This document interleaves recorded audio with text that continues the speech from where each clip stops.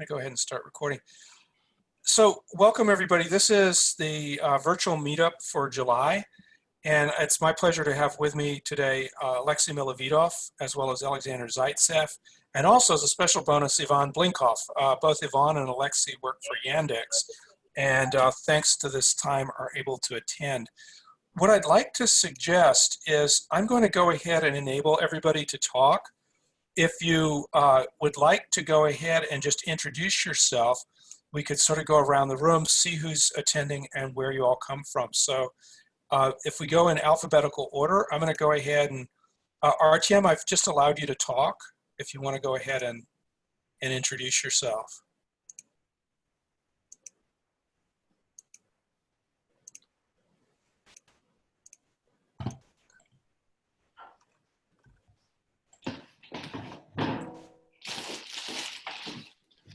Okay, actually, I've unmuted a number of people. If for those of you who would like to introduce yourself, anybody like Mallikarjuna, if you don't mind, if you want to introduce yourself, tell us who you are and where you come from. So my name is Malik. I was working for Netscope, and recently I'm joining a different company. I was interested in ClickHouse and basically looking at performance-wise how for some use cases. Excellent. Welcome to the meetup today.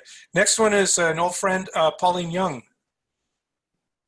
Thank you. Hi, this is Pauline Young. I work for Cisco umbrella team. I've used ClickHouse in my previous team at Cisco, and I'm looking at using ClickHouse in another project in this new team. Awesome. Okay. Next one is Shishir Jain. I hope I didn't mess up your name too much. No, sure. Yeah, thanks. This is Shishir. Actually, I work at Walmart Labs. So we are using actually ClickHouse actively in our platform. So we are looking forward to hearing from the experts here. Excellent. Okay. Let's see. I've just unmuted Hugo Gonzalez. If you'd like to introduce yourself. Hi, I'm Hugo. I just started working at Nuna, so yeah. Joining the fun. Artyom, if you are able to speak, you're unmuted. Yeah, let's try this time. Hi, my name is Artem Germanov. I'm an engineering manager at Postmates, and at Postmates we are actively using ClickHouse as well. So wondering what other guys are using ClickHouse for. Great. Okay. Let's see. Mohammed Hilia. Oh, wait a second. Let me. Hello, everybody. I'm Mohammed Hilia from Epon Technologies. I'm a data architect, and we recommend ClickHouse as the BI tools in our data architecture consulting missions. Great. Okay. Let's see. Trying to Nitin Sharma. You should be unmuted. Hi, can you hear me? Yes. Yes, so my name is Nitin. Actually, I work for Indian e-commerce company, Flipkart, and we are using ClickHouse in our production clusters. And I would like to thank Altinity webinars. They have really helped me increase the gap in my knowledge. And because of that, I was able to work on the POC and take it to the production. And looking forward to this meetup. Excellent, thank you. And I hope you're not staying up too late for this. Let's see. Next one is Moksh Jawa. I don't know if I can unmute you. That doesn't seem like. Yeah. Awesome. There we go. Yeah, I also work with Hugo at Nuna. Just started working with ClickHouse like a month ago, and I've enjoyed it. So looking forward to hearing about more of the updates. Okay, great. Let's see, Stefan Pham.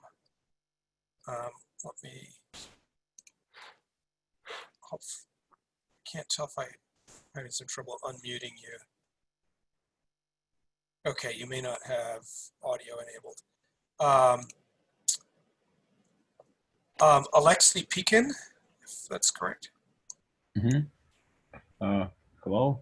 We are using ClickHouse in production. For several years, I'm trying to learn more about new features and see how we could use it in most scenarios. Great. Alexey, where do you work? I work for a company called Workato. Okay, great. Welcome. Good. Let's see. I'm just trying to, let's see. There's a person who's dialed in 1408 463. I'm going to go ahead and allow you to talk if you want to just introduce yourself.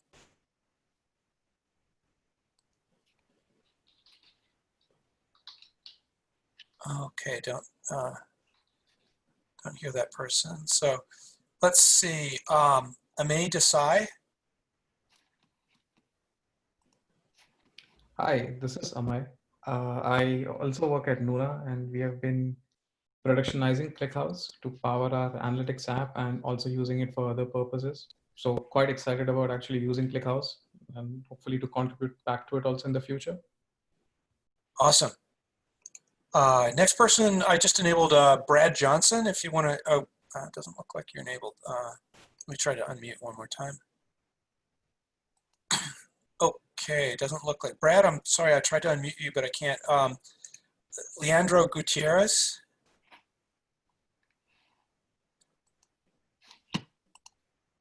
If you want to introduce yourself.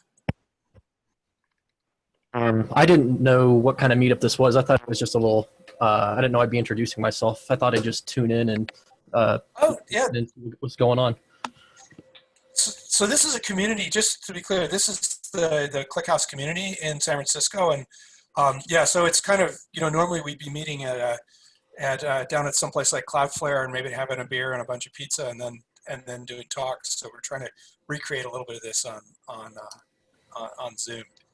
Okay, yeah, I'm actually in Colorado. Oh, welcome. Welcome. That's awesome. We saved you a plane flight. Yeah. Good. So maybe, are you using ClickHouse now, or maybe you could just briefly describe your experience with it? Yeah, I don't think I can say how I'm using ClickHouse right now, just because I'm not officially here with the company I work for. I didn't talk to them about doing this because I didn't know I'd be talking. But no problem. Yeah, I probably shouldn't say anything because I don't know how much I should say. No problem. You can, anybody who feels comfortable, you may keep an air of mystery about you. Let's see, Courage Noko, if you want to just tell us who you are, if I can unmute you, that is. Let's yep, see. Courage Noko. I'm at Spotify. And oh, welcome. Yep. Thank you. And we are currently exploring ClickHouse. It's actually, we just pushed it to production. So, great. All right, well, welcome. Nirav Quintar. Hey, hi, this is Nirav. So I'm working in a Walmart Labs. And we are not using the ClickHouse, but I recently attended your talk at the CMU database talk. So I mean, like after that, I started following it, and I just this is my first. I'm attending first time, so I just wanted to see what's going on with the ClickHouse and what are the. I saw in the event subject that a couple of cool features that you guys are going to introduce. So yeah, that's why I want to watch. Okay, great. Let's see. I've got Zuhair. I'm going to go ahead and allow you to talk. Go if you want to introduce yourself. Yeah, hi there. I'm Zuhair. I'm also new at Nuna. I've been working with Ame, Moksh, and Hugo. Starting to use ClickHouse for the data analytics platform that we're building out here. So yeah, just excited to learn more, become part of the community. Awesome. All right, I see Reifert Story. I'm going to try and unmute you. If you're able to unmute and you want to introduce yourself, go ahead. Yes, I'm Rayford Story. I'm also with Nuna. We're looking to use ClickHouse in production. Oh, there's a lot of y'all. Excellent. Did I miss anybody? because people are joining the list and it's a little bit tricky to keep, I think we got everybody. If I miss somebody, please go ahead and raise your hand. I can unmute. Otherwise, what I'd like to suggest is that we go ahead and get started. So our two guests today are Alexander Zaitsev of Altinity. He is the CTO and the founder of the company. And also a close friend and collaborator, we have Alexey Milovidov, who is the original designer of ClickHouse and is the lead committer. Two other people on this call that you may hear from, obviously me, I'm CEO of Altinity. I'm also an organizer of the SF ClickHouse Meetup. I've been working with databases since 1983, so it's been a while. I won't be talking though too much today, other than once we get through the intros. And then finally we have Ivan Blinkov, and Ivan works for Yandex. If you've ever used the ClickHouse.tech website, a good chunk of that is Ivan's handiwork. So Ivan, we're greatly indebted to you for the work you've done, both on that as well as other community events. With this, I'd like to go ahead and turn it over to Alexander Zaitsev, who's going to walk through briefly some interesting things coming up in the roadmap. And then what we'll do after that is we're just going to open it up to questions. And this is like, you want to know something about ClickHouse, we're here to answer. And we have the foremost experts in the world on this subject, both the internals of ClickHouse itself, as well as how to apply it in the real world. And we're delighted to hear from you. We'll go until the questions run out. So with that, Alexander, go for it. Thank you, Robert. Can you hear me okay? Perfectly. Okay, so thank you everybody for joining us today. As Robert introduced, we will start with a short presentation that will highlight some interesting ClickHouse features that we think, I think, are important for community to know. We have Alexey that will help me to describe some new features and optimizations of ClickHouse.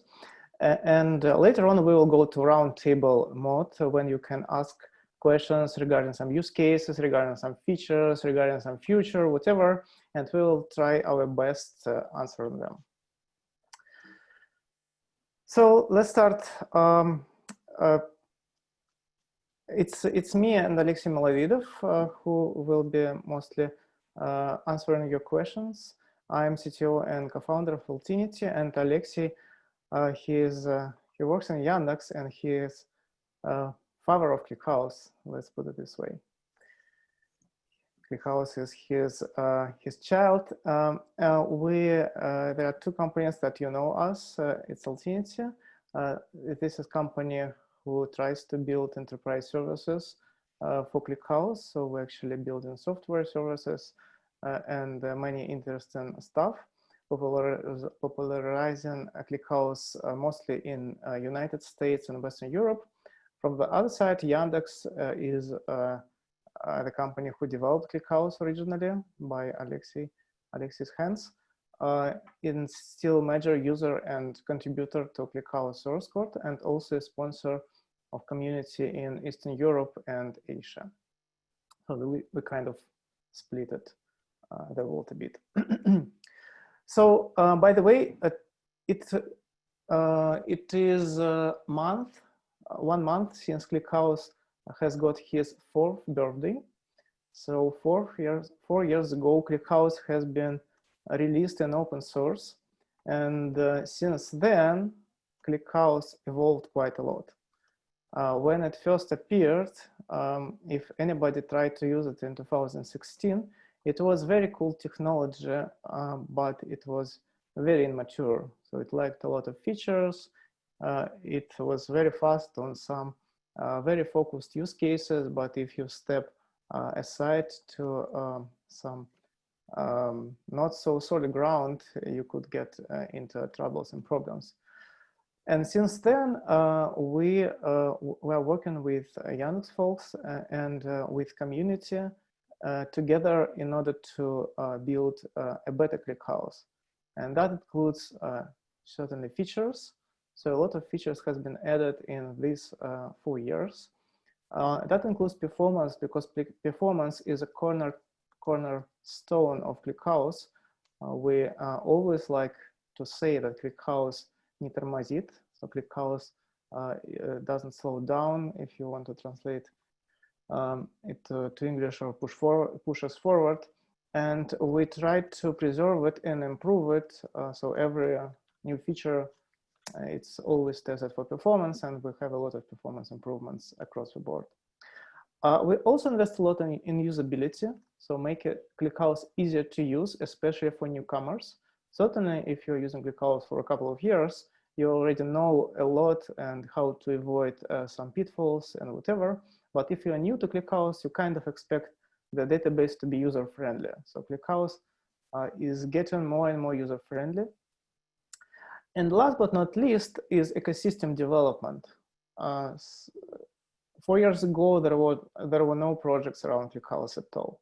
Now there is a bunch of systems and solutions that integrate with ClickHouse, starting from monitoring systems and some more advanced applications. And certainly there are a lot of applications that use ClickHouse inside, and you may use these systems even not knowing that there is a ClickHouse inside. What I would like to highlight today is 4 different things, but certainly we're not limited to discussing those 3 topics. First is S3 disk for tiered storage mainly. This is a feature that will eventually change ClickHouse and in the way that ClickHouse is used in clouds. So we will briefly talk about that, what we have right now, what is good, what is bad, and how it can be improved. Second is polymorphic merge tree parse. So merge tree, as you know, this is the key for ClickHouse performance, is a key technology, and it's getting some changes right now that includes different formats for parts. And I will introduce some of them and announce some that should come later this year, probably next month. Also, I will briefly enumerate some interesting improvements about clustering functionality, about replication and distributed tables. Some of them are already in ClickHouse, some of them are still planned for future releases. And next, we'll talk a bit about some performance optimizations. This is certainly my personal choice for highlights. You may have some other favorite topics, so we can discuss them later on the roundtable. Let's start with tiered storage.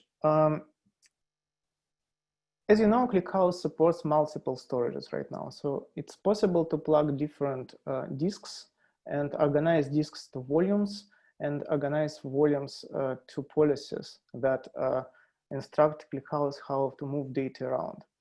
And one of important use cases about that is how to implement tiered storage when you have your last day data in very fast but pretty expensive storage. And then you may have some other data that you don't access too often to go for some slower storage. And at the end, you don't need to delete everything. You may move it to the cold storage, which is typically some S3 compatible storage. Through last year and the half of this year, both ClickHouse team and Altinity team were focused in order to make this multi-disk and tiered storage to work. It's already production ready. It has some issues, but you can use it, and many companies are using it already. So the last piece that was missing, and we're now trying to fill it, is object store for very cold tier. And we already have it. So starting just not probably from 20.5, you can configure S3 already, but it's still very experimental. So I even put the next version number here as a version when it's going to be available, because there was some very important bug fixes in there. So when you define a disk, you can define a type, which is type S3 in this particular point, and there is a particular case, and there is a bunch of parameters that you can configure, mainly endpoint and access control rights. And once you have it, you can now use this S3 disk as a part of the volume configuration and as a part of your policy configuration. How to use volumes, policies, and disks, you can find in Altinity blog. We had 3 or 4 articles on this topic and also had a webinar earlier this year. So quite recently, this functionality started to be available in ClickHouse, and we started to test that. And this is interesting results of testing on-time data set. This is one of example data sets in ClickHouse and quite popular in different benchmarks. So I just took the data and put it in Amazon in 2 different disks. One is EBS, which is default choice in AWS, and another one is S3 configured in ClickHouse, and run several different queries from this benchmark. As you can see, it's quite slow. It's typically 3 to 10 times slower than EBS out of the box. Under the hood, how it works. So ClickHouse keeps storing references on local storage, but the data files itself are stored at S3. This structure allows ClickHouse to do file manipulations easily on local file systems because it only can manipulate with references, not keeping the data which is kept at S3. For example, if you need to rename a column or rename a table, this operation is very inconvenient in S3. But when you have only a reference to the data, you can do rename on your metadata and some local files, but your actual data, which is stored as S3, is unaffected. This is quite an interesting implementation, thanks to Yandex Cloud folks that implemented that. But with S3, all file system operations are quite expensive, because for every write or every read, you need to open up a connection or take it from the pool, make HTTP request, and so on and so forth. This is much more expensive compared to local file system. And this is one of the reasons why performance is slower. In particular, inserts are terribly slow right now in the current implementation. And we'll talk a bit later on the way how it can be improved. Also, since operations are expensive, it makes sense to have the data merged, pre-merged before you move the data to S3 storage. So, and that will ensure that you have less reads on your remote storage. The read itself might be fast, but the initiation of the read is expensive. And that leads to another interesting observation, that parallelization helps a lot. Actually, there are a bunch of tools for S3 that claim increased performance on uploads and downloads, and this increased performance is all it's all because of parallelization. And here is the result of another experiment. Originally, this benchmark was running on pretty mediocre Amazon web server, Amazon EC2 instance with 2 threads. Actually, it was four CPU cores, but only 2 threads is used by default. But if we bump the query to 8 threads, the results are very different. As you can see, performance of S3 storage for select for query is almost the same as performance of EBS, which is block storage on AWS. It's certainly slower, and if I would add max threads 8 to EBS queries, that would be a bit faster as well, but it's already comparable. For cold storage that we expect to keep the data which is not requested very often, this is already good performance. Certainly we still have to optimize a bit, but this is something that we can already demonstrate. Let's put it this way. Next topic is polymorphic merge parts, and polymorphic means that there are different ways to organize the data right now. Originally, parts in merge tree are called wide, when every part, which is a data folder inside the ClickHouse data directory, and I will show you in a minute how it looks like. It contains a bunch of different files, including index file, and for every column, ClickHouse stores at least 2 files. One file with the data itself, and another file with marks. Marks which are references to granulars inside the column binary file. So if you have 10 columns, for example, it will result in at least 20 files for columns, plus index, plus few files with some additional data. That works fine on a block device, but not very good if operations are expensive, and not very good when you need to write frequently. So every insert has some fixed cost, because you need to write many files, and this fixed cost can be reduced. That's the reason why compact parts have been introduced quite recently, and they are already available in 20.3 release. In compact parts, all columns and marks for those columns, they are stored in a single file. And this single file still has a column of structure inside, so the data is properly organized inside, but it's a single file, so it's much faster to write. That's the main benefit. So if you do inserts are much faster, and with these compact parts, it's possible to make much more frequent insert comparing to the previous wide parts. And certainly those compact parts can be later merged with the wide parts. When there is a bunch of small compact parts, they can be merged in order to produce bigger wide parts, and that results in much better efficiency.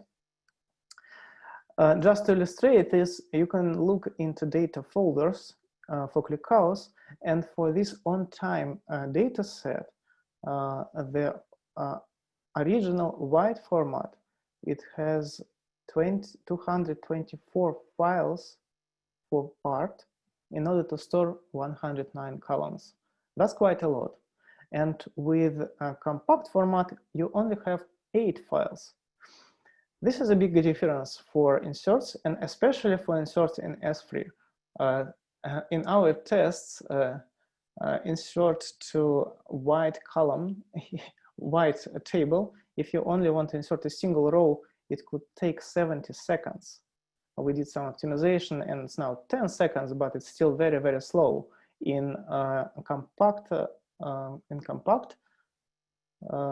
table with compact parts, it's much faster. It's almost as fast as in block storage. Still slower, but not that much. So this is a huge optimization which is already available. Just to highlight, it's a single file, but it's columnar site. And since it's a single file or a handful of files per partition, it's much easier to do small inserts and much faster, and much easier to use for expensive storages like S3. There are settings to control that, control what parts are considered to be compact. By default, it's turned off. We are working on performance. And last but not least, there is a third version of parts which is coming. Those are called in-memory parts. If anybody of you is using buffer tables, you know that buffer tables are great, but not very reliable. If you have to restart the server, you can lose the data in the buffer. With in-memory parts, this is kind of similar to Vertica write optimized store. The data is kept in memory, and then it's get merged to the disk-based merge tree. And we are going to have write-ahead lock that would prevent the data from being lost in restarts. This is a feature that is coming in August. So it's very, very close, and it will make inserts much more easier if you have to insert in ClickHouse fast enough. Alexander, I hate to interrupt, but I just wanted to say something very briefly. I see a bunch of questions coming in about general roadmap and other things, and keep them coming. We have piles of time, and we'll get to all of them. So thank you very much. Yeah, sure. Questions, so we will answer them, all of them. Next, this is one of my favorite. Those are cluster improvements. So there is a bunch of improvements and optimizations to how ClickHouse works in a cluster. One of them allows to build distributed tables, other distributed tables. That's kind of cool feature, especially if you have several ClickHouse clusters in different regions. So consider that you have 100 servers in one region, 100 servers in another region, and so on and so forth. And this is a giant cluster. And if you have to add a server or remove a server or change a server, you need to change configuration of everything, right? It's not very convenient. We've distributed our distributed. One of use cases is that you can have an entry points for all your regional clusters and have a distributed table on top of those entry points. And those entry points, they in turn resolve in corresponding distributed tables that are local to the regions. And what it gives is to you that if you have some changes in your cluster, you only need to change it in a region. That was original motivation, but certainly it's not the only one.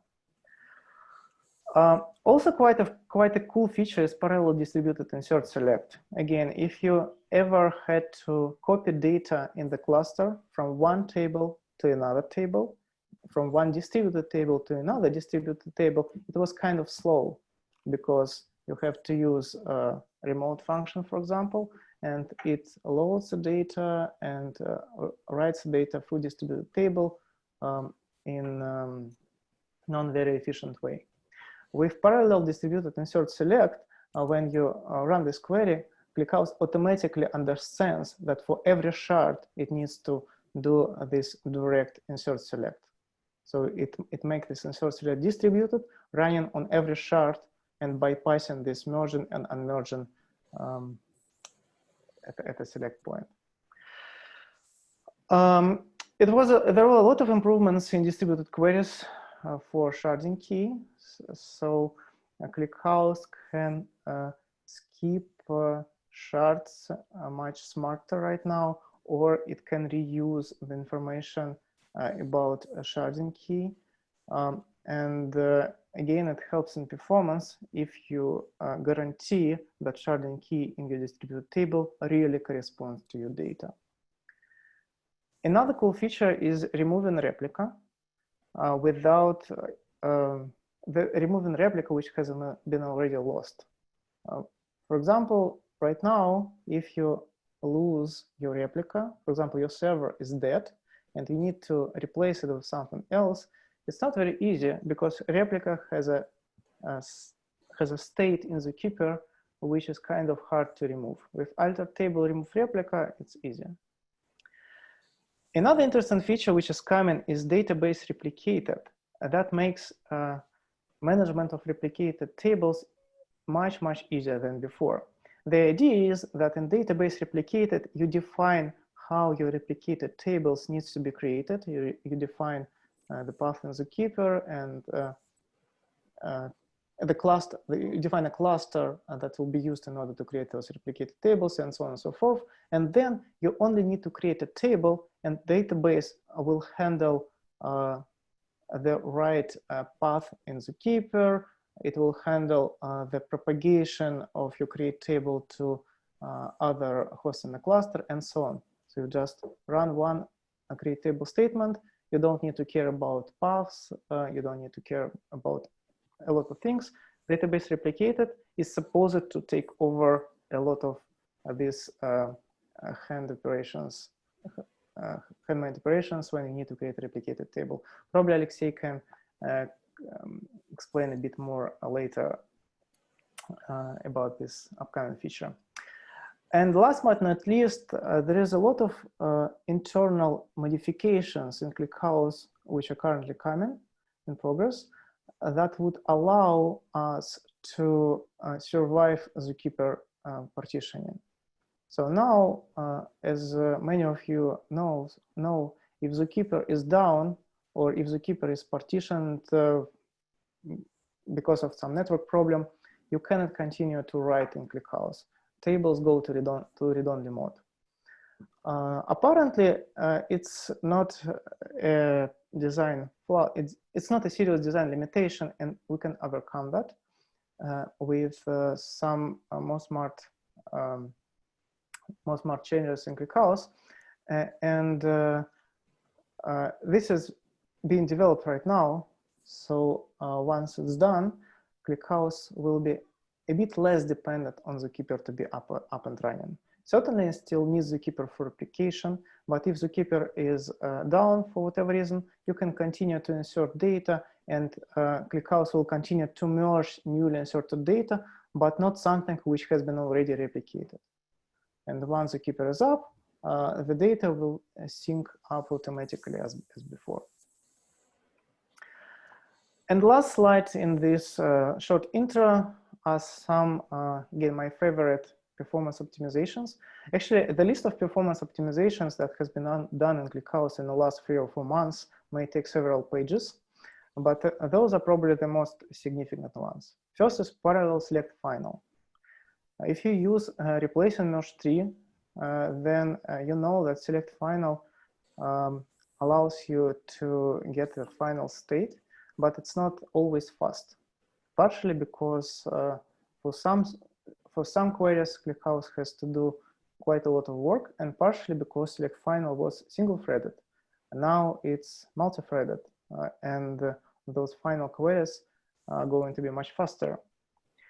Second, there is a bunch of optimizations going on in ClickHouse that use information about table primary key when you execute group by or order by or distinct queries. So if you know that your data is sorted, you can do much smarter. You don't need to resort it in many cases. And that will result in better performance when possible. There were order by optimization. So ClickHouse order by is probably the fastest order by on the planet, thanks to a lot of specialization for different data types, thanks to use of such algorithms like radix search and similar ones. And those optimizations are still coming, and efficiency in some cases is improving over time. We also continue to work on Kafka engine, and in 20.5 there is a bunch of changes one more time for performance. Partially we changed some defaults that have been very suboptimal, and also made proper multi-threading model and so on. So performance of Kafka is not a problem anymore. It was originally, but not anymore. And the last but not least is Adebisi Driver. The new version has been released by probably previous week. And amongst other features, it implemented bulk mode with bulk buffers.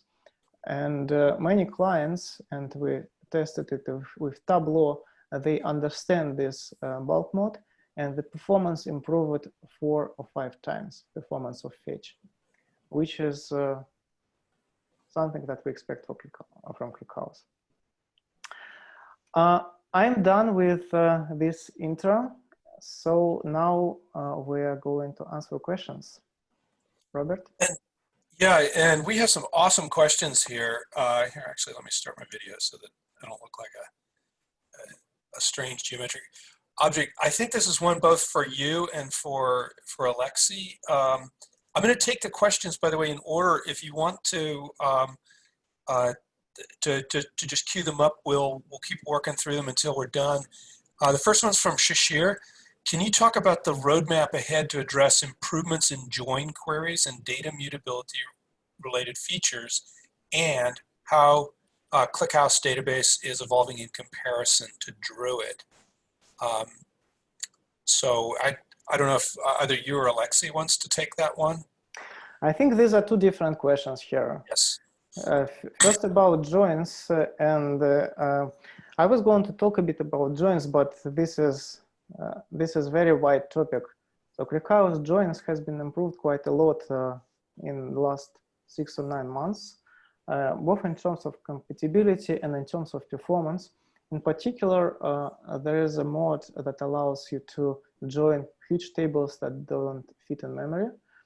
So there is a merge join already available. It's not very fast, and there are a lot of points how to improve join performance in general, but at least a lot of queries that were not possible before, they are now possible in ClickHouse.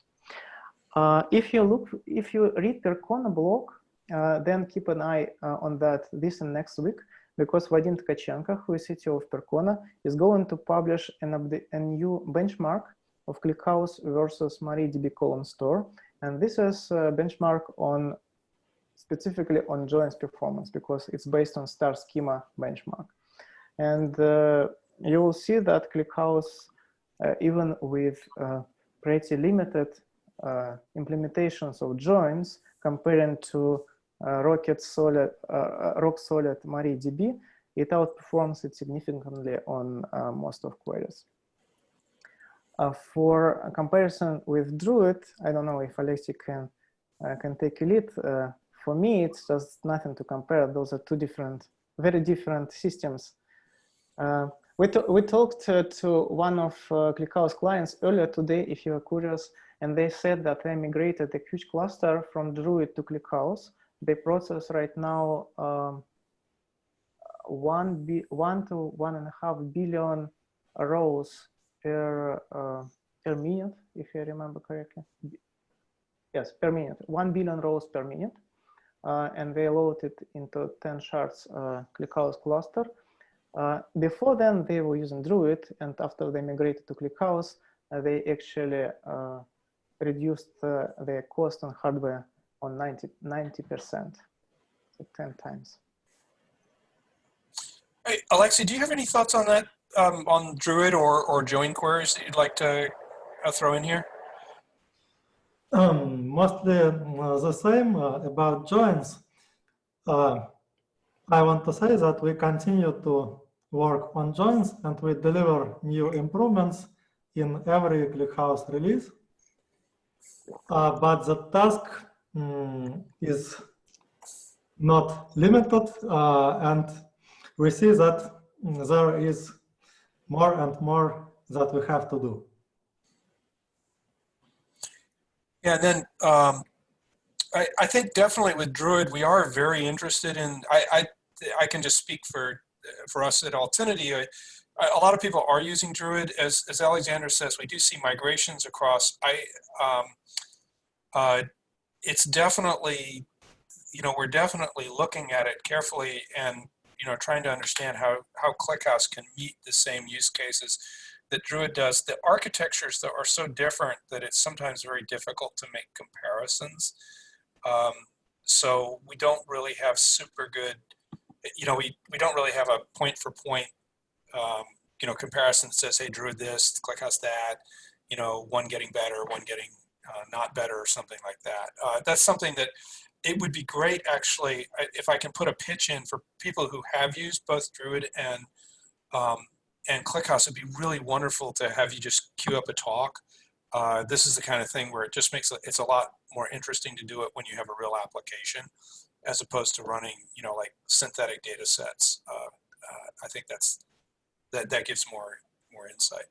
Yeah, especially if you have experience with both of the systems, it will be very interesting to hear about what is your experiences, how exactly the systems are different in operational complexity, in performance, in hardware efficiency.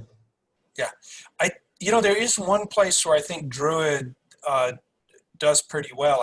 I'm not a Druid user myself, but Druid does have baked-in backups, and I think that's been a good feature of the implementation for a long time now. That's an area that we're very interested in. We're about to publish a blog article on ClickHouse backup, which is at this point sort of evolving toward the community standard as for backup, kind of like the moral equivalent of MySQL dump or PG dump. that said, there's a lot of other work going on in backups, and I know Alexey and Ivan, your teams have also been looking. You have backup utilities that you're also looking at open sourcing. So I think there may be.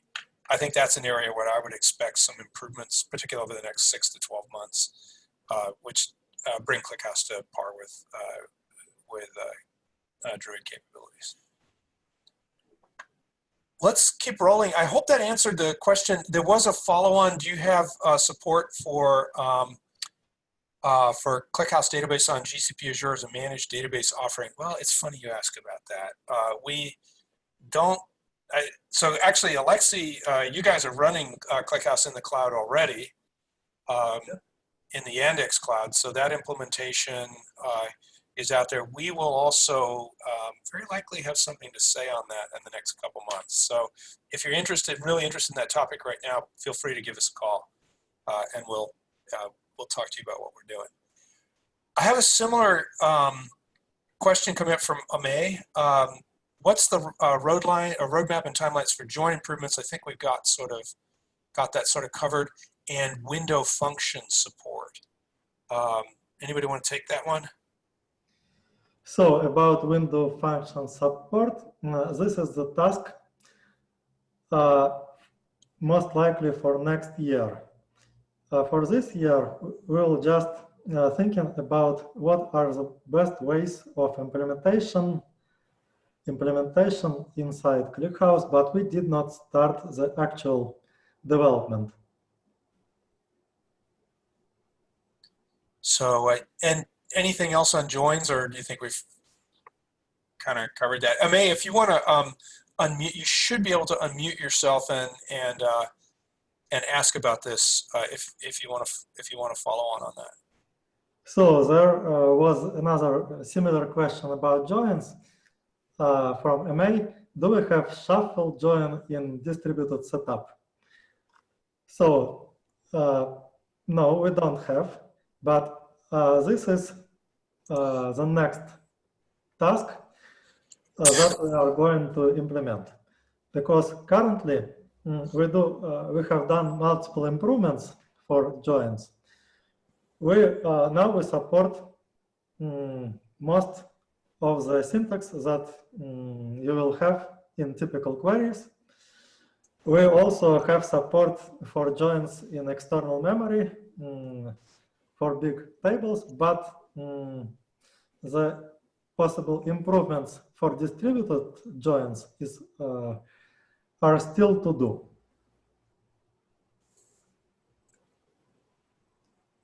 Okay, great. Let's see, next one in the list, another one from May. Dates before 1970 is a big use case for us, and it's been problematic using ClickHouse for those columns. Is date 32 something we can target sooner? The first step is to finish implementation of date time 64 data type. This data type will allow you to store and manage date and time values before 70s and after 2106. After it will be implemented, by the way, we already have pull request. It is in review stage, so probably it is going to be merged this summer. After this data type will be available, you can also use it to store dates.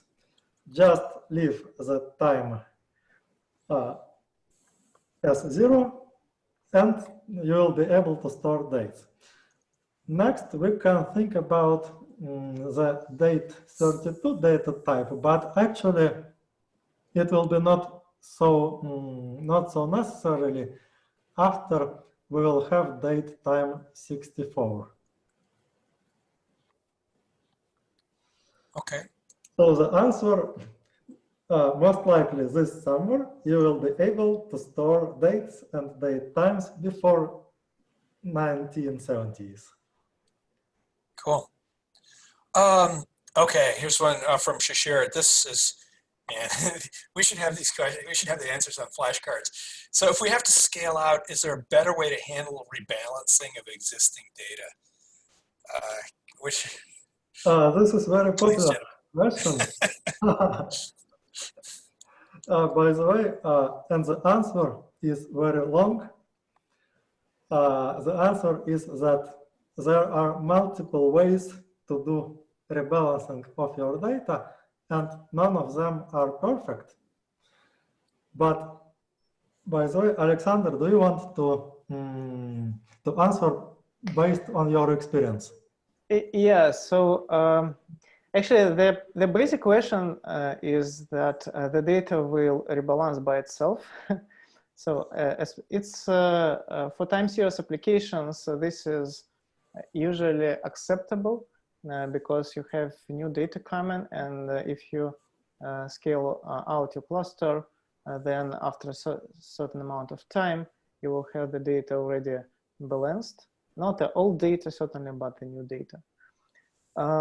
If you still need to move the data around, then right now there is a tool which is called ClickHouse Copier, but this is not transactional, and it may require downtime.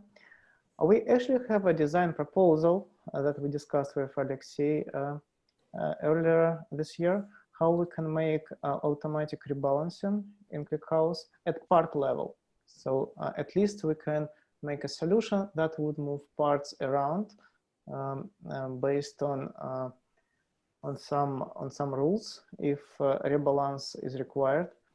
And this is probably the simplest that we can do, and we plan to do it, I hope, by the end of year.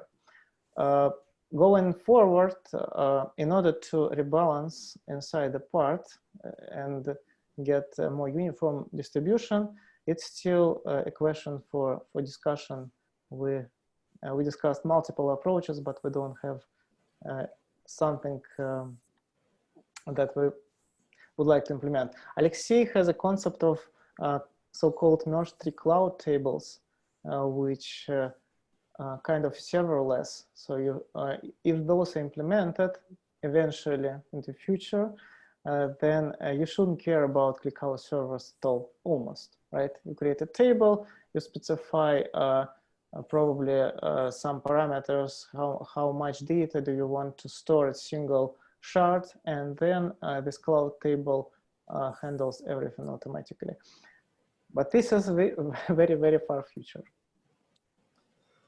Yes, because there are multiple tasks that we have to implement before even thinking of this concept of cloud tables. And the main step before that is to simplify implementation of replicated tables, to limit the usage of Zookeeper, to lower the number of metadata in Zookeeper, to allow inserts in partitioned cluster when some data center is isolated from network, and only after we will implement all these tasks, we will be able to do full-featured cloud tables. Great. Okay, let's keep going because we've got a bunch of questions here. So here's one from Pauline. ClickHouse supports ingesting from Kafka. Is there any plan to support ingesting from Oz Kinesis? So do I understand correctly that AWS Kinesis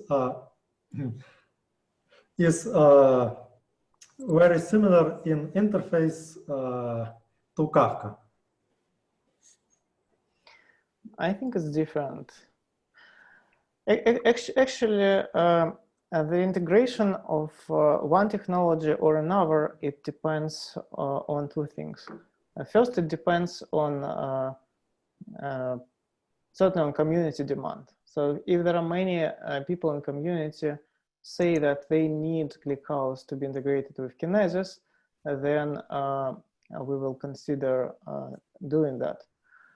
Another possible approach is that you are doing it by yourself because ClickHouse is open source, and if you need to integrate ClickHouse with something, and you have C++ developers, and then you can try doing that. And many ClickHouse features has been implemented exactly this way. And third approach, if you want us to implement Kinesis support for you, you can go to Altinity, and we're doing such kind of developments. But this is commercial, so it's not very easy task. Good. And Pauline, if you want to chip in, and I think you should be able to unmute if you want to chip in and qualify what you're doing there.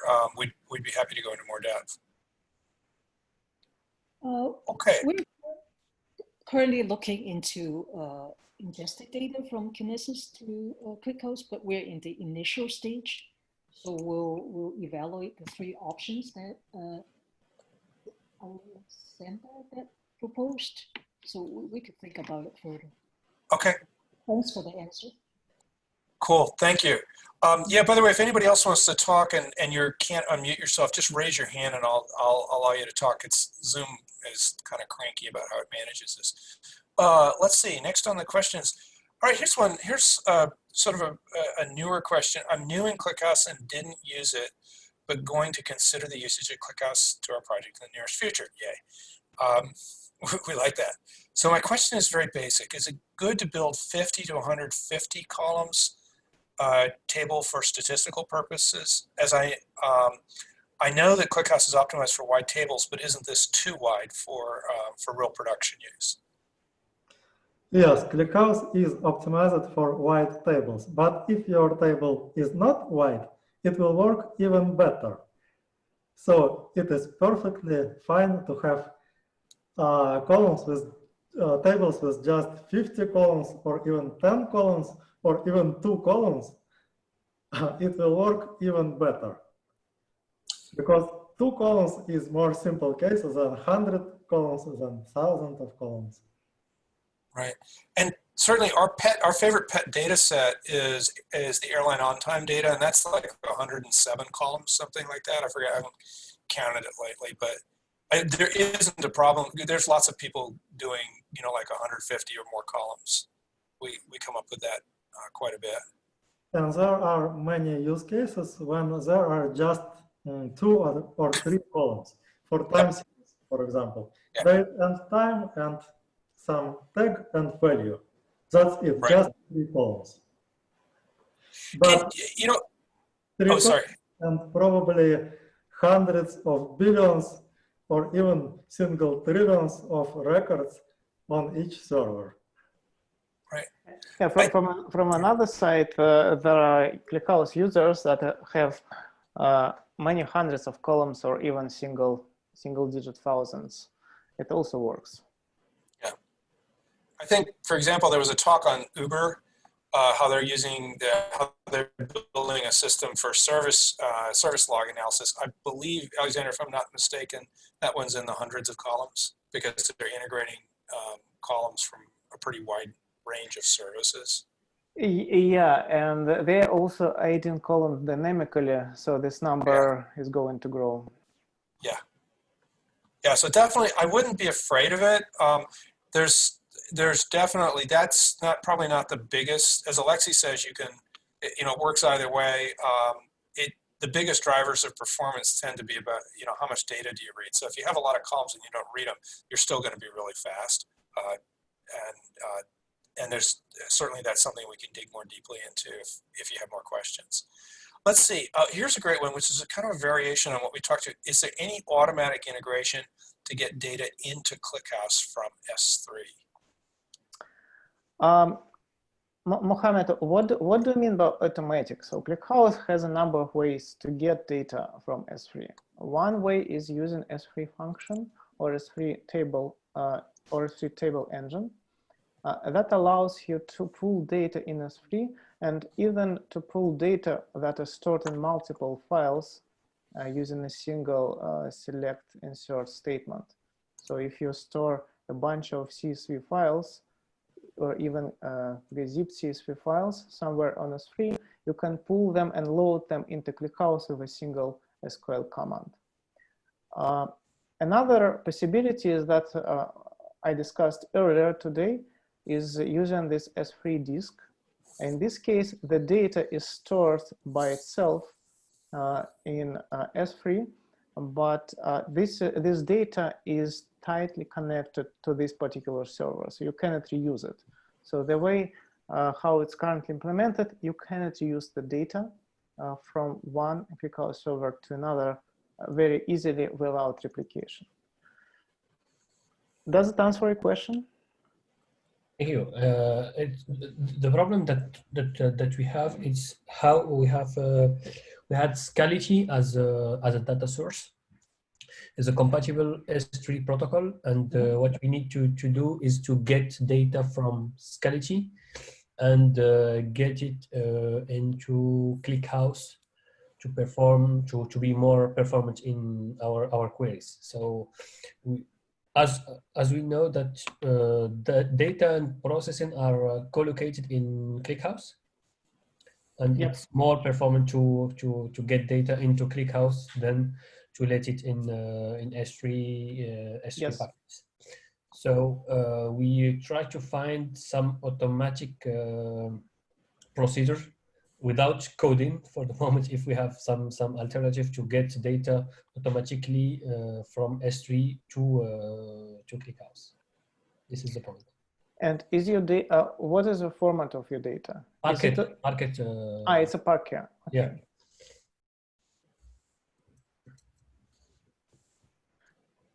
That's a good use case that we need to think about that.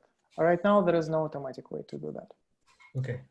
So you can use S3 table function to import single file or multiple files with wildcard. But what if you have files that appear in S3 every time, and you want just to subscribe to new files and import automatically? In this case, you have to write some script. Okay. But it's pretty possible that we'll add some feature to handle this scenario. It's because Mohammed, is the idea that you have files that are accumulating in a bucket, or the Scality equivalent of an S3 bucket, and you just want some way of having them just get ingested as soon as they appear? Is that the use case? Yeah. The use case that we have several transactions that came from HDFS Spark processing, and after doing all the ETL processing, big data processing, we output the data in S3, and then for the analytics part, we want to get all this data from Scality to ClickHouse to perform to offer a self-service for BI teams. By the way, another approach to this problem is to use Kafka. I'm pretty sure that Kafka has integration with S3 in a way that you want to, and we have integration with Kafka. Yeah. Mm-hmm. Yeah, I was going to suggest that as well. That's a really good idea. Mm-hmm. Good. Okay. Great. I hope that helped. Let's see. Thank you. Here's a good one. Sasha, I don't know if you know this. Does the Adebisi JDBC driver support inserting structs in arrays? I'm pretty sure that JDBC driver does support arrays. I'm not sure about Adebisi. Joshua, do you remember? I don't remember exactly, but most likely not. Yeah, so Adebisi not, JDBC yes. Yeah, definitely. You know, we do the maintenance for Adebisi, so that's actually one where if you had a really burning need for it, we could probably put that in. JDBC. Who's maintaining JDBC right now? I think that one's got a little bit of. It needs some love, I think. Yeah, it's need a maintainer. So right now, it's maintained not very well. Okay, yeah, that's one. I've been programming in Java since I was actually for about 25 years, so I'm pretty interested in the JDBC support. Maybe we'll pick that up. So if you run into problems, definitely feel free to ping us either on the Slack channel or on Telegram, and that's definitely something the community can help you look into. Let's see. Okay, inserting Parquet file data with lists and structs is a big pain point for us due to gaps in Arrow, and we end up using JSON. What recommendations would the ClickHouse team have? Is it possible to fix the issues in Arrow? And by issues, I'm just going to assume that this is an incomplete. Is this an issue with Arrow not fully supporting Parquet, or is it our implementation not fully supporting it? Maybe somebody can clarify that. It's just a lack of support of arrays. So for some formats, arrays can be read but not output. For other formats, vice versa. But it's not a fundamental issue. It just needs to be implemented. Got it. And it's not something like we have to dial up Wes McKinney and get him to support it in Arrow? No. Are they, I assume Arrow supports this. Yeah. Okay. So yeah, it sounds like it's possible to fix. If you have a really burning issue and you need it for a commercial project, that's the kind of stuff we do. In fact, we love projects like that because they're fairly focused and we can deliver them quickly. Is there any, as far as community, Alexey, do you know where that would stand on? Is there anybody in the community who's working on this stuff right now? No. The task is free to take. So if anybody on this call wants to earn their committer badge, this is an opportunity to fix this one. All right. Let's see. I think we kind of covered this from Amit Sharma. What about the cloud merge tree table implementation? The blog has been published for, and this was the, the cloud merge tree. And I think you talked about that, yeah. Alexey, and also some of the steps that are necessary to get there. Yeah. So the answer is that it is not implemented at this moment of time. But we still have some expectations and all that. Yeah, and I think that I know from our side at Altinity, we're also super interested in this problem because I think right now, one of the things that's kind of striking about using ClickHouse is you have to know where all the hosts are to use ClickHouse fully. And I think the place that many of us would like to get to is there's actually just one API endpoint that you go to, and from that endpoint you'll get to the right shard or the shard equivalent. You'll get to the right replica for whatever it is you're doing. And I think that the cloud tables also, that for me, Alexey, is kind of the endpoint of that development, that the data is just there and your queries will find it. Your inserts will actually put it in the right place without having to go to specific hosts. Is that how you view the cloud tables? The main idea, the main motivation is, suppose you have some cluster of whatever number of data nodes and you want just to insert some data.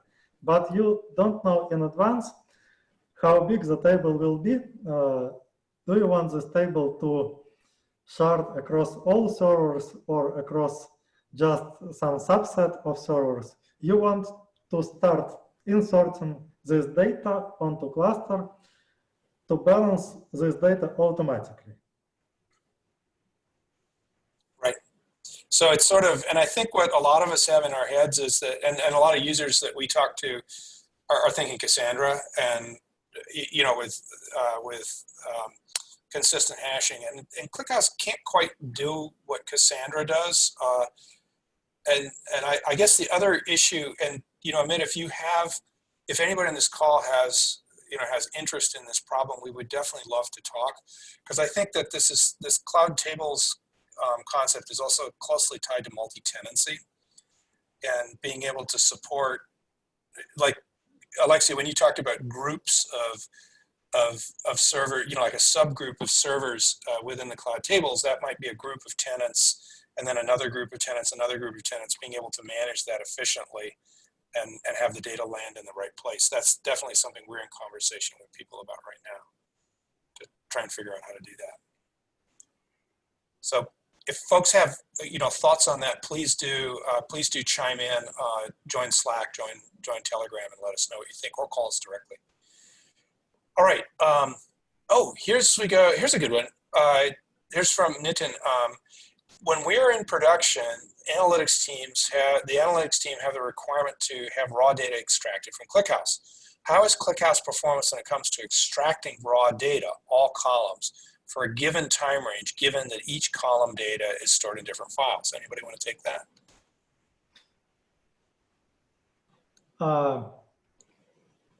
ClickHouse will just stream the data to the client as quick as possible, and there is nothing wrong in this type of queries. It only matters how fast you can read this stream of data. So, would you like to add on this question? Yeah, Sasha, do you have any thoughts on that one? Yeah, I think in general, ClickHouse will perform faster than loading the data from not ClickHouse, primarily because of compression.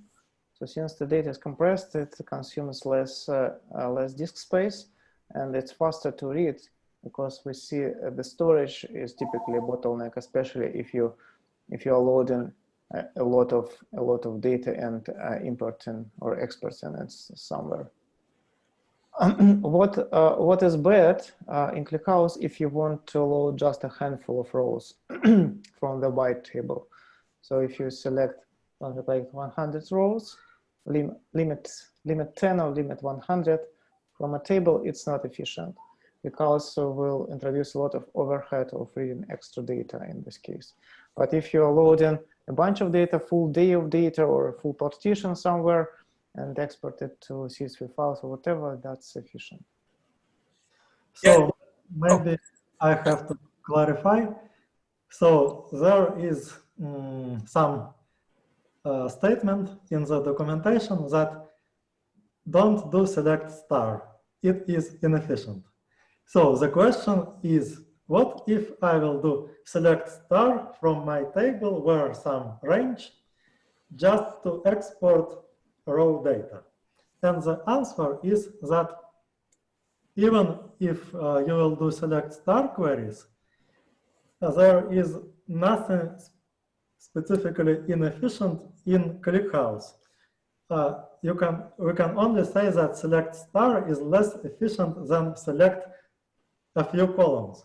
But if ClickHouse will get select star query, it will still try to read these columns as quick as possible, and I can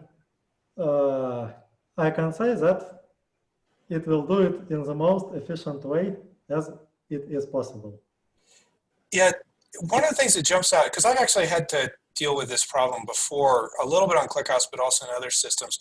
I think the thing that I would be looking for on this is, if you have, like, let's say you're going to like a 64 core ClickHouse machine on NVMe SSD, and you run a select star or choose any query you want. If you just run it on one network connection, that's going to be your bottleneck. So, because ClickHouse is going to be able to read this stuff blindingly fast, and sort of you get full parallelization, and then it gets reduced down to a single TCP/IP connection. So one of the things that I would probably look at, and I've actually implemented this in Python for ClickHouse a while back, is to try and get some sort of parallel download. If you know that you're dumping a bunch of raw data, one of the things you can do is go to system.parts, and that will tell you what the parts are that are in the table, and then you can construct it, sort of read down system.parts, construct queries that will read the individual, that will just scan particular parts, and then your application runs those queries in parallel. There's some, if you want to contact me afterwards, there's some Python I can point you to that does pretty much exactly this, or at least shows you the direction. That's definitely something I would consider for that. I hope that's helpful. So hey, here's an interesting one for you, Sasha. While ClickHouse is introducing write-optimized storage, the in-memory parts with write-ahead log, Vertica is deprecating write-only storage. And so what's your view on this? Because I know you like Vertica. Hi, hi DJ.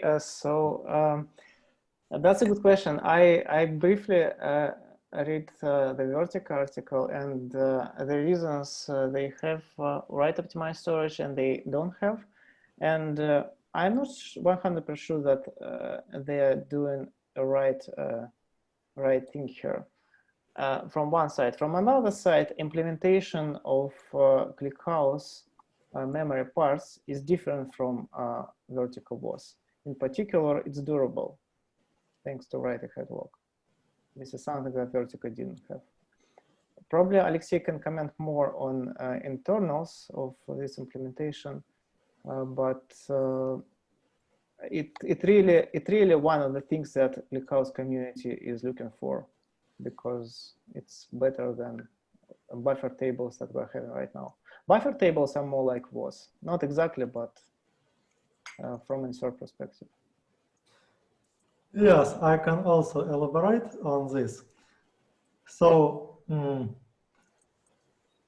what is Vertica trying to deprecate is much similar to buffer tables than to in-memory data parts that we are going to introduce. And by the way, we also would like to deprecate buffer tables when insertion into merge tree tables will be as efficient and even more efficient than what you have with buffer tables. And about what Vertica is going to implement to deprecate write optimized storage. What they are going to implement is what is very similar to compact data format. So after we have compact data format, the performance of small inserts is improved from 10 to a few hundred of times. So you cannot just compare write optimized storage in Vertica with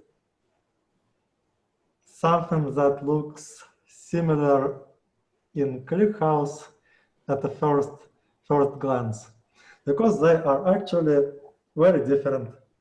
Yeah, and I think it's they are started to steal our ideas, right? So compact parts appeared first in ClickHouse and then in Vertica.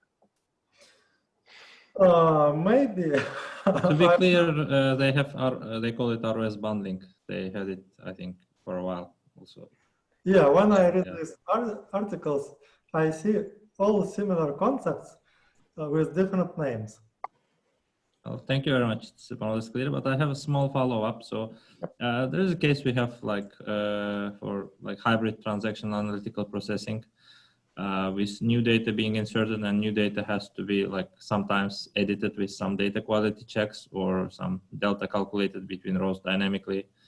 Similar things. Is there any plan, like long-term plan, to introduce some row store parts for like most recent data that can be moved with TTL policy or something else to, or with some limit in the aging, so that to have them like this in-memory parts in a column in a row store format with support of direct updates and insert and deletes and DMLs? Actually, it's a big area of development to implement point updates and deletes in some efficient manner. And there are multiple approaches to this task that we are currently considering. But this is in the roadmap not for this year, but for next year. Okay, thank you. Great. Here's an interesting one. It sounds like somebody's been using BigQuery because it's Jan Prach. I don't know if, I hope I'm not butchering your name. Any plans for arbitrarily deep nested structures? Yes, the answer is yes. There is a plan to implement deeply nested structures. And this is not only from new feature standpoint, but also from internal implementation in code base. It requires some refactoring, and I hope that it will be some first step to better support of semi-structured data.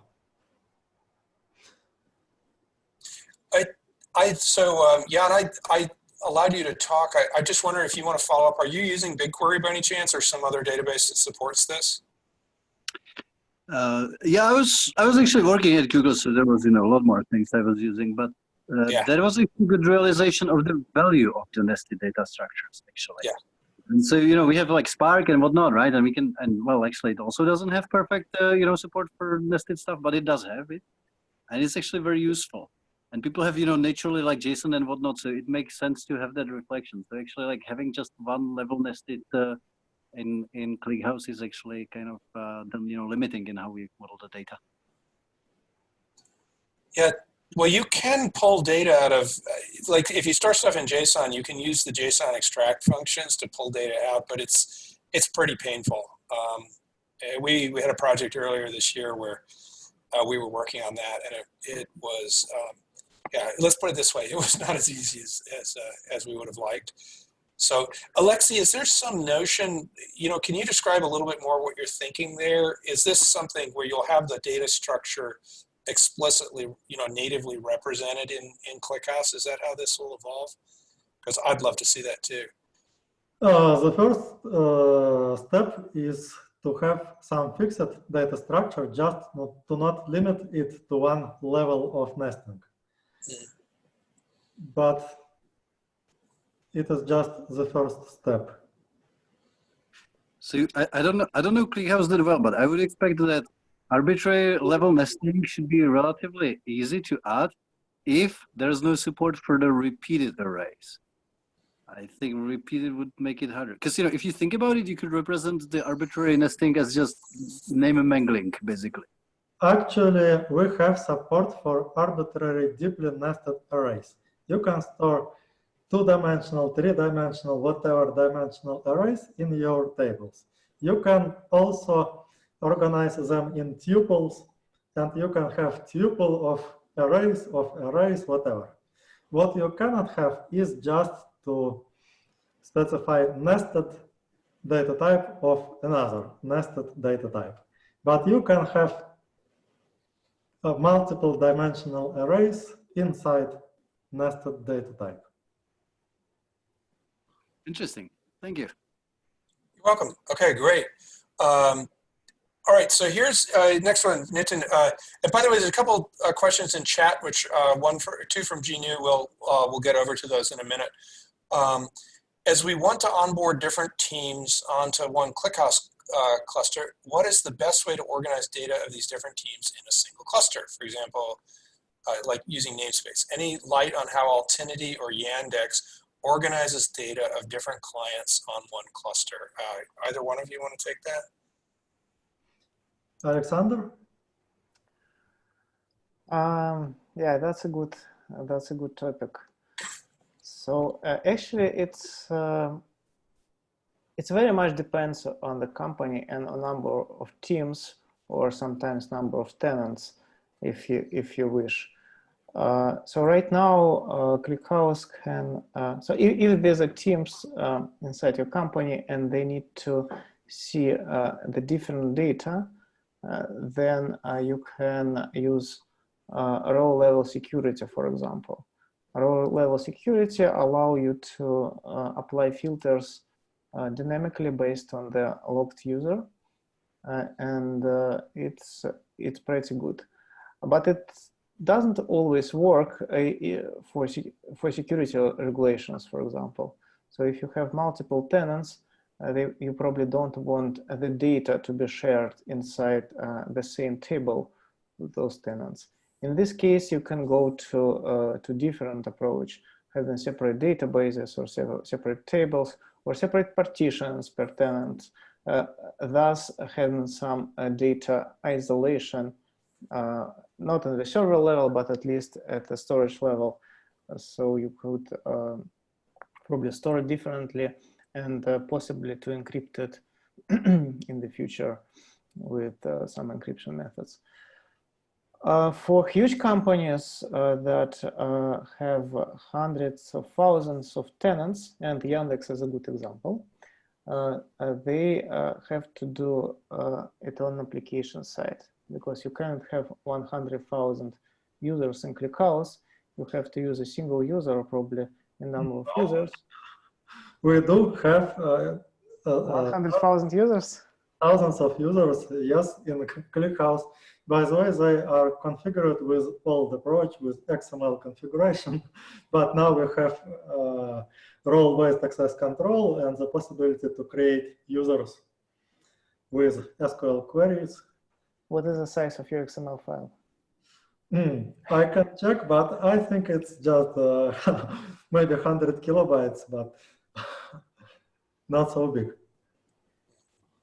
Okay, anyways, it gets complicated if you have too many tenants and too many teams. One of the projects Alexey can comment better is to implement proper resource isolation, resource pools. Probably this is coming next quarter, right? But first I want to say that these users in our clusters are not different tenants. They do queries on the same data set, but with some limitations with row level security. So they see different subsets of this data. They are just different analysts who analyze internet traffic. And about resource sharing. First, if you have multiple tenants in a single cluster, you have to specify some limits on resource usage and quotas. And that is what we already have in ClickHouse. We have multiple settings to limit resource usage per single query or per user.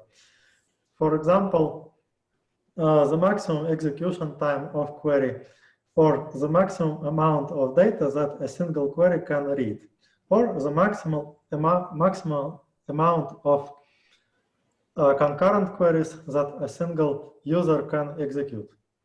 And you also may want to specify some quotas, and quotas is a limit on resource usage for some range of time. For example, to limit the number of queries that specific user can execute per 1 hour. If the quota is exceeded, the user will receive exception and will have to wait for the next time period to execute next queries. But what we are going to implement to improve this further is resource isolation. Resource isolation and resource sharing between users. And this feature is currently in development. So you will be able to configure the share of CPU and share of memory usage and share of network bandwidth that some user or some pool of users will be able to use. This feature is in active development right now, and we have some first results. And the first results are that this is definitely going to work. And I cannot say more. Great. Okay. There's a bunch of variations on this problem. I think there's a whole digression into bi-level sharding that we could do here, but we were had this meeting set for 90 minutes. I want to keep going so that we'll cover the questions, because there's a bunch of, there's still several interesting questions here. There's one I'm going to just jump into that just popped up from Courage. Any plans for access control like integration with Ldap? I think we could say emphatically yes. Yes.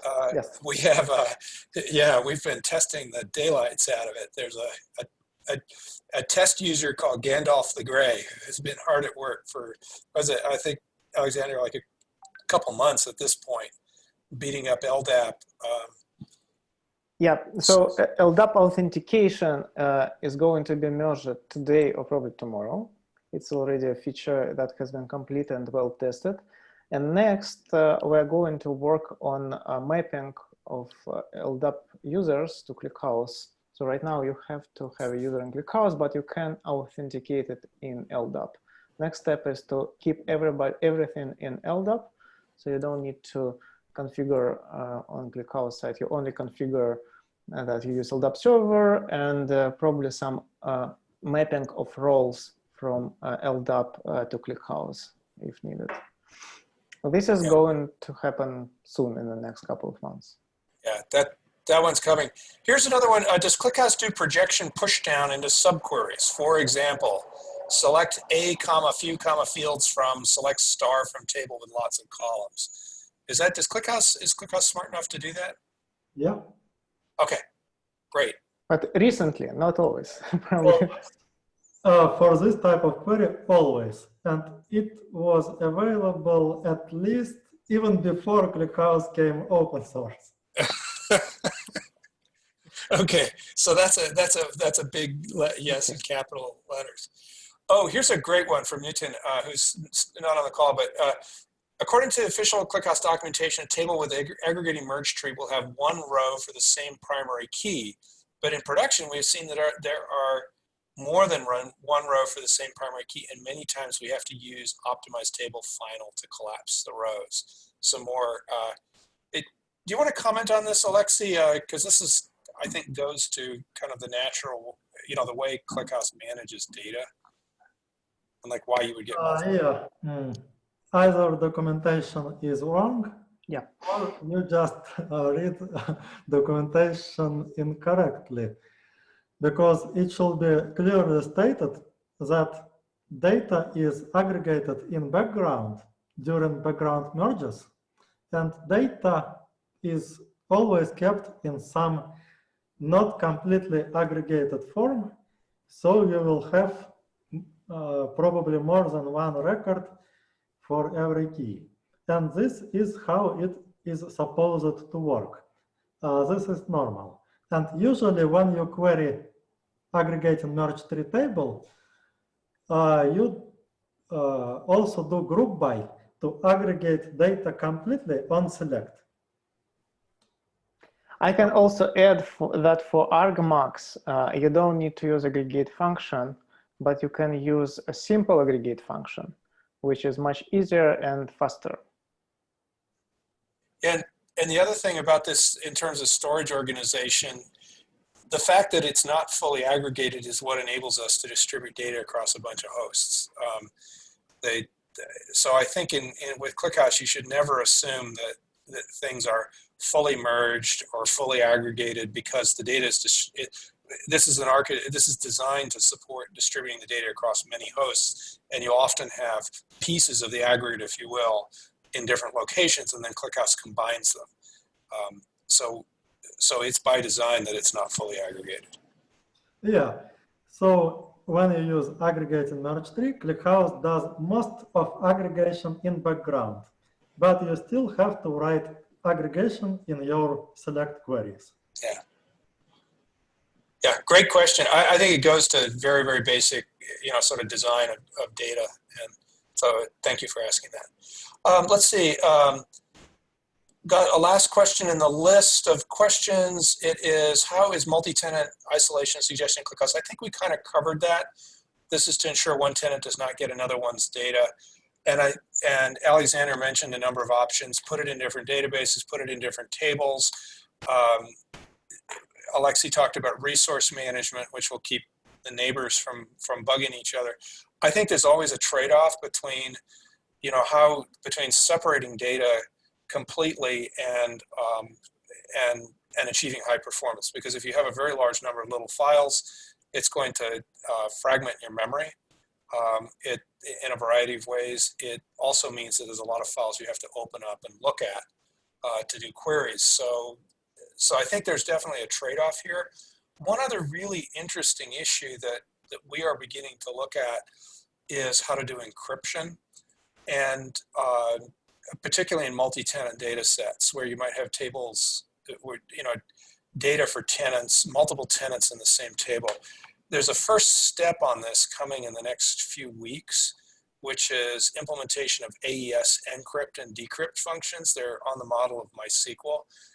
But we see this as kind of like putting our toe in the water of this deeper problem about how to encrypt data across multiple tenants in the same table with things like rotating keys. Not something that's going to get done this year, but we're definitely pointed in that direction, and this is something where I hope ClickHouse will get to. And maybe the question is actually more simple. Suppose if different tenants already have their data in different tables, and then it will be enough just to use access control features in ClickHouse. I should highlight that in recent versions, we have implemented full support for access management with role-based access control and SQL interface to manage roles and restrictions. Yeah, so that's another stuff, one that's getting pounded on right now. Hey, here's one. I'm going to go to the questions in the chat. Got one last one in the Q&A box. Very basic question, but really wanted to ask. I want to contribute to the ClickHouse code base, but I'm not sure how to start. Is there a list of easy bugs or features that can help me get started? Yes, there is a list of issues that are labeled as easy task. Just go look at this list, and I hope you will find some interesting for you. And your efforts will be very appreciated, and we will help to answer your questions and to help with polishing the code and merging your features. Great. And then when we can finally have in-person meetups again, we will sing your praises and give you t-shirts and badges and things like that. We love it when people contribute. I've got a couple of, let's see, a quick question. Apache Arrow also needs some love since it doesn't support reading or writing array or struct. I think that's, thank you for that qualification. That's from GNU.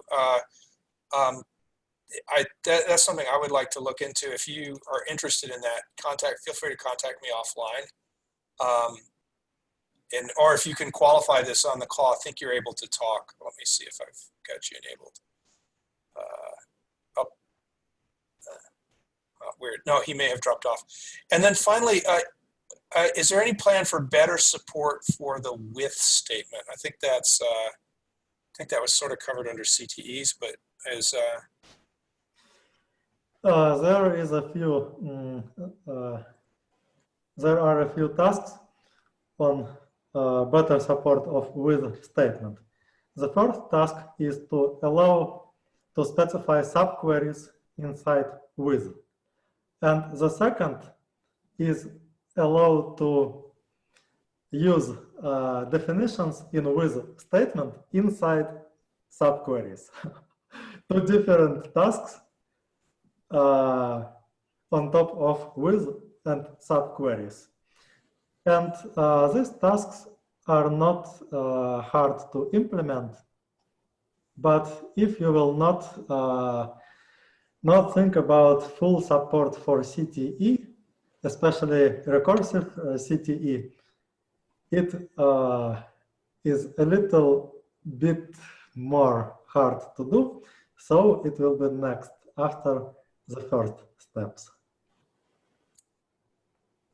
Great. Okay, I think we're at the end of Here's a question. How do we pick the version to use? Altinity has a different version versus official documentation. Sasha, actually, since those are like the Altinity stable releases are kind of your baby, you want to comment on that? Yes, so it's not different, it's the same. The only difference is what we consider stable.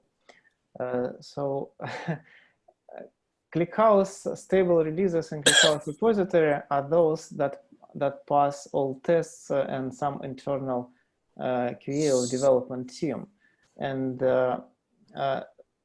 if you look in ClickHouse release naming convention, actually release number consists of 4 numbers. First is a year. Now we have 20 releases.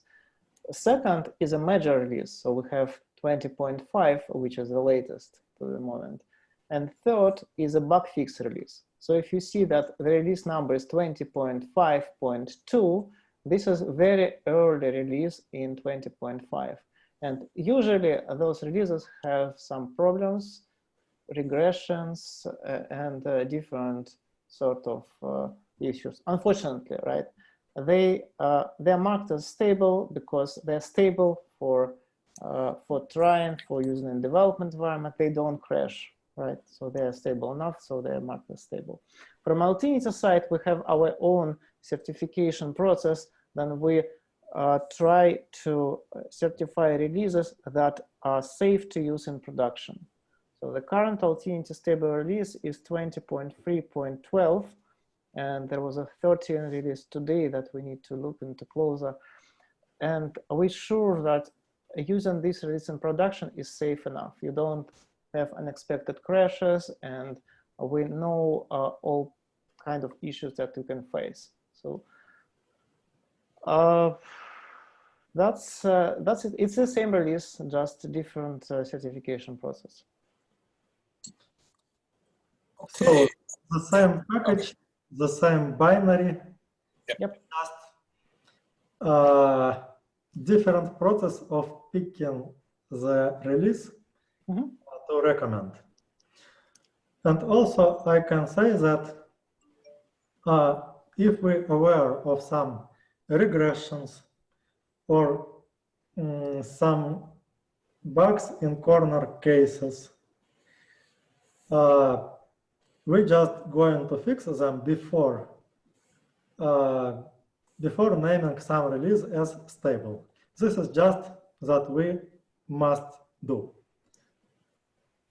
If we have some stable release, probably maybe there are some regressions that just did not show in our production, that did not show in production of multiple different teams in Yandex, but they still has to be discovered. And sometimes you may want to just wait for some time, so some release will be battle tested in more production environments in different companies, just not to be the first. Yeah, but we appreciate those the ones that go first, because the feedback from community is very, very, very important. Yeah. So one of the penguins has to be the first one off the iceberg. So yeah, we're very grateful that it's not. No, I wouldn't say we test this stuff. Obviously, everybody on this, we're testing all this stuff, well before most people. There's one final question, and then I want to close it. For folks on the call, you probably don't know this, but or you may not be aware, but it's 20 to midnight, or getting close to 1/4 to midnight for Alexey and Alexander. From Jan Prach, any thought on supporting some common SQL dialect like Zeta SQL or Apache Calcite? Call that the last question. It's not so easy to answer, because if we will just take Zeta SQL or Apache Calcite, we will lose some benefits of ClickHouse dialect, like support to specify and use aliases in every place in SQL. It is just not conforming to SQL standard, but it is very convenient. Or we will lose our syntax for higher order functions for arrays and arrays altogether. We will lose some query clauses like final. So we cannot just take Zeta SQL as is. But what if we will take Zeta SQL as some alternative dialect to support for ClickHouse? If we will do that, we will have more area of support. We will have two different SQL dialects, and we will have to support both of them. It's also not very convenient for maintenance, standpoint. But what we are going to do is to rewrite our own SQL parser to make it more suitable for analysis and extensions, to make it more compatible with standard SQL. And SQL compatibility is one of our main tasks for this year, and not only for this year. Great. I think Alexey and Alexander, we should probably call it a night or a day, at least for us Californians. I want to thank everybody. I hope that, particularly Alexey and Alexander, for staying up late and joining us and contributing these wonderful answers to questions. I hope people found this productive. Feel free to set something in the chat. This is definitely something we plan to repeat at intervals. In the meantime, we have three ideas for upcoming meetups. I just want to give you a sense of what they are. If you think you might want to speak, please contact us. The first is we'd like to do a meetup in the not too distant future to talk about ML, or sort of machine learning and ClickHouse. That's something we're thinking about, and we have a couple of candidates potentially to do talks. Second interesting topic is ClickHouse visualization. So ranging from Grafana to Looker to other tools that are up and coming and give you the ability to view and manipulate data easily in ClickHouse. And then a final area that which will be in an upcoming meetup, one of the largest ClickHouse installations in the Bay Area. We had a conversation with them today. They've been working on converting two use cases to ClickHouse from Druid and Elastic, and have some really interesting experiences to share. Alexander mentioned them. They're doing between 1 and 1.5 billion events per minute, which is about 25 million a second. So this is even bigger than some of the numbers we've gotten out of Cloudflare. That's another one that's on coming up, hopefully in a meetup presentation in the not too distant future.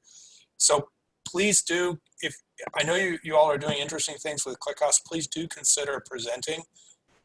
We're really friendly, and we just want people to share their experiences. You can contact me directly if you're interested in presenting, and or reach out to us at info@altinity.com. Just get in contact. We'd love to have you come present and tell us what you're doing with ClickHouse.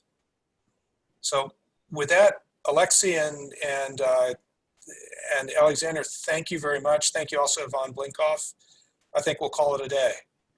Thank you, Robert, very much for hosting that. You're doing great. Yeah, so we'll have to have you out to the Bay again soon. Talk to you soon. Bye, everybody. Bye. Thank you. Bye.